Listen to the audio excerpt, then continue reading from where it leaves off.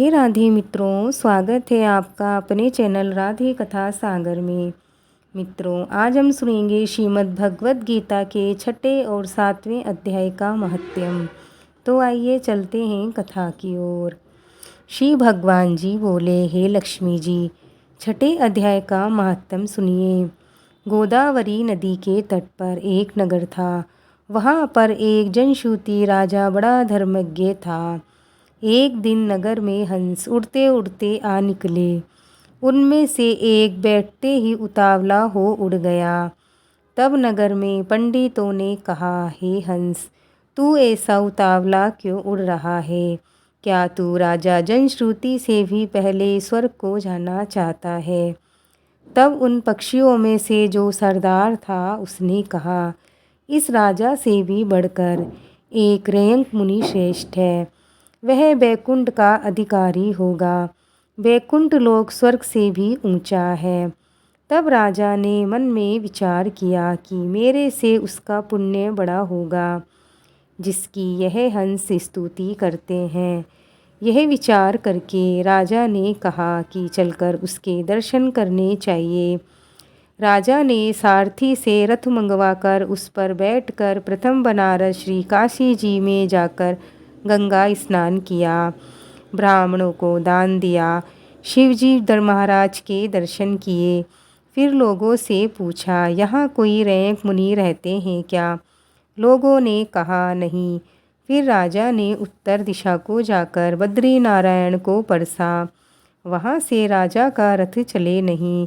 तब राजा ने कहा, मैंने पृथ्वी की परिक्रमा करी है, परंतु किसी स्थान पर रथ नहीं अटका। यहाँ कोई ऐसा पुण्य आत्मा रहा है जिससे के तेज से मेरा रथ नहीं चल रहा। तब राजा रथ से उतरकर आगे चला तो देखा कि पर्वत की कदरा में मुनि बैठे हैं, जिसके तेज से बहुत प्रकाश हो रहा है, जैसे सूर्य की किरण होती है। तब राजा ने देखते ही कहा, यह रैंक मुनि होंगे। राजा ने दंडवत कर चरण वंदना करी तथा हाथ जोड़ करके स्तुति करी। तब रैंक मुनि ने राजा का आदर किया और कहा, हे पृथ्वीराज, तू चारों धामों का परसनहारा है, धर्म का साधनहारा है, तो पुण्य आत्मा है। तब राजा ने मुनि से कहा कि आपका तेज ऐसा जिसके बल से है। तब मुनि ने कहा, हे राजन, मैं नित्य प्रति गीता जी के 6 अध्याय का पाठ करता हूँ। इस कदरा में उसी का प्रकाश है। यह सुनकर राजा ने अपने पुत्र को बुलाकर कहा, हे पुत्र, आज से तू राज्य कर, अब मैं तीर्थों को जाता हूँ। इतना कहकर राजा ने राज्य त्याग दिया और रैंक मुनि ने गीता जी के 6 अध्याय का पाठ आरंभ कर दिया। तब वह राजा भी पाठ करने लगा। एक दिन प्रणाम करके दोनों ने देह त्याग दी। तब स्वर्ग से विमान आए जिस पर बैठकर वे बैकुंठ को गए। मित्रों, ये कथा यहीं पूर्ण होती है। आइए अब हम सुनते हैं 7वें अध्याय का महत्म्य। श्री नारायण जी बोले, हे लक्ष्मी जी, अब 7वें अध्याय का महत्म्य सुनो। एक पटेल नामक नगर था जिसमें शकुन वैश्य रहता था। वह व्यापार करने को नगर के बाहर कहीं परदेश को जा रहा था। रास्ते में शकुन को एक सर्प ने डस लिया, जिससे वह मर गया। तब उसके साथी दाह क्रिया करके आगे को सिधारे। तब लौटकर घर में आए। तब उसके पुत्र ने पूछा, मेरा पिता शकुन कहाँ है?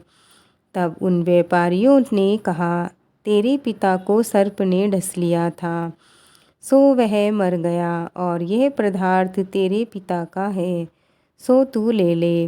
पुत्र ने कहा, जिस सर्प ने मेरे पिता को काटा है मैं उसको मारूंगा। उन व्यापारियों से कहा, चलो वह ठोर मुझे बताओ जहाँ मेरे पिता शकुन मरे हैं। व्यापारियों ने वहाँ ले जाकर खड़ा किया।